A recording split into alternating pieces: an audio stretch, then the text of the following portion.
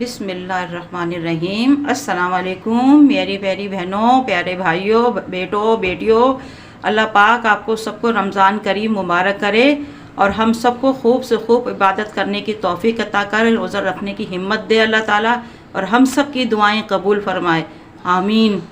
और हमारे पाक फ़ौज को आज 23 मार्च है, अल्लाह ताला उन सबको मुबारक करे, अल्लाह ताला उनको उनकी हिफाजत फरमाए, उनकी सरहदों पर उन पर रहने को उनको हिम्मत ताकत दे अल्लाह ताला उनको, और बहुत बहुत सी उनको ज़िंदगी सेहत तंदुरुस्ती दे, आमीन। चलें आज हम अपनी रमज़ान की रेसिपी स्टार्ट करते हैं। जो नहीं बना रही हूँ कुछ इस तरह से ये पकौड़ों की।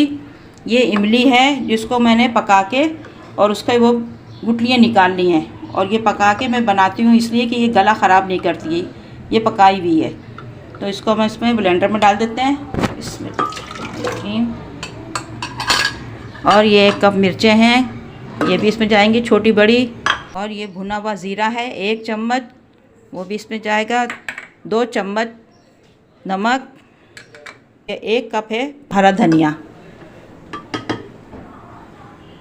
और 1 कप पुदीना। ये सब चीज़ें हमने इसमें डाल दी। अब इसको हम ब्लेंड कर लेंगे चटनी को।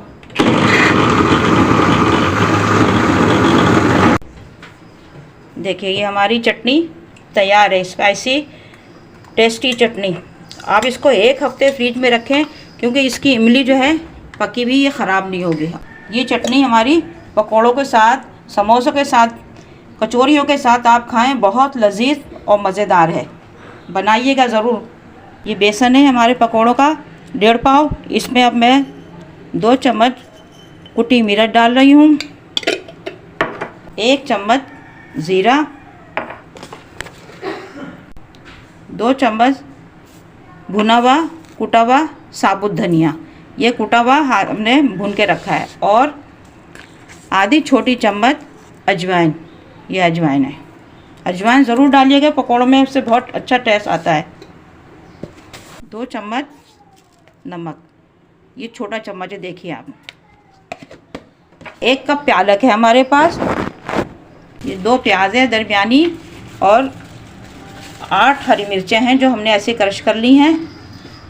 अब इसको हम मेट कर लेंगे। ये 2 अदद आलू थे हमारे पास, इसको हमने ऐसे बारीक काट लिए हैं, जो वो भी इसमें हम मिक्स कर देंगे। ये जर्दे का रंग है, 1/4 हिस्सा जो इसमें ऐड कर रही हूँ मैं। अब इसको हम अच्छी तरह से मिक्स कर लेंगे। अब ऐसे हमने इसको मैरिनेट करके रख दिया आधे घंटे के लिए। तो इसको फिर हम आधे घंटे के बाद फिर पकोड़े बनाएंगे। ये आधा पाव हमारे पास बेसन है, इसमें ये हम आलू के पकोड़े बनाएंगे। ये ऐसे पतले काट के इसमें डिप करके ये बनाएंगे।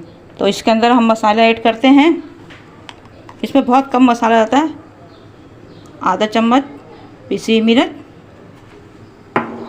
आधा चम्मच ज़ीरा, चुटकी अजवाइन, क्योंकि थोड़ा सा बेसन है इसमें अजवाइन थोड़ी सी जाएगी, आधा चम्मच नमक। अब इसको हम फेंट के रख लेंगे।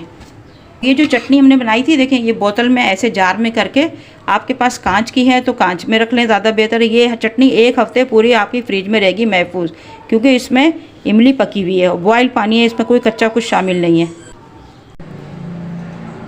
इसको ऐसे पतला रखना है कि पतले में ये डिप करके हम डालेंगे आलू, तो फिर बहुत अच्छे होंगे। और ज़्यादा पतला कर देंगे तो फिर आलू में बेसन नहीं लगेगा। बिस्मिल्लाह, देखिए हमारा तेल गरम हो गया, इसमें हम ये पकोड़े डाल रहे हैं, आलू वाले पकोड़े। हल्के आंच पे बिल्कुल सेकना है इनको, तेज़ आंच पे सेकेंगे, तलेंगे तो ये अंदर से कच्चे रहेंगे आलू इनके।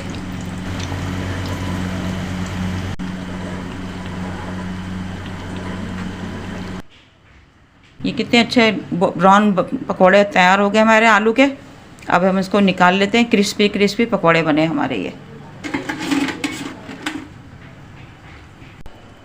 ये हमारे पालक आलू वाले पकोड़े।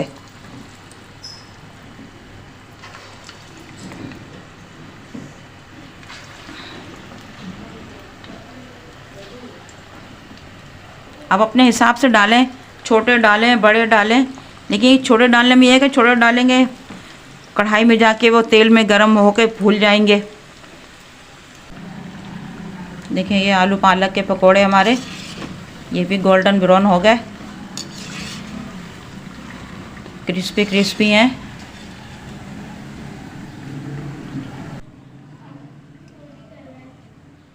देखिए इसको हमने डिश आउट कर दिया है। माशाल्लाह इतने अच्छे पकोड़े बने हैं और चटनी भी इतनी अच्छी बनी है इसकी। आप ज़रूर ट्राई करिएगा और मुझे दुआओं में याद रखिएगा। मेरे चैनल को लाइक करिएगा, शेयर करिएगा, कमेंट्स करके बताइएगा कि आपको मेरी रेसिपी कैसी लगी। मिलेंगे नेक्स्ट रेसिपी के साथ। अल्लाह हाफिज़।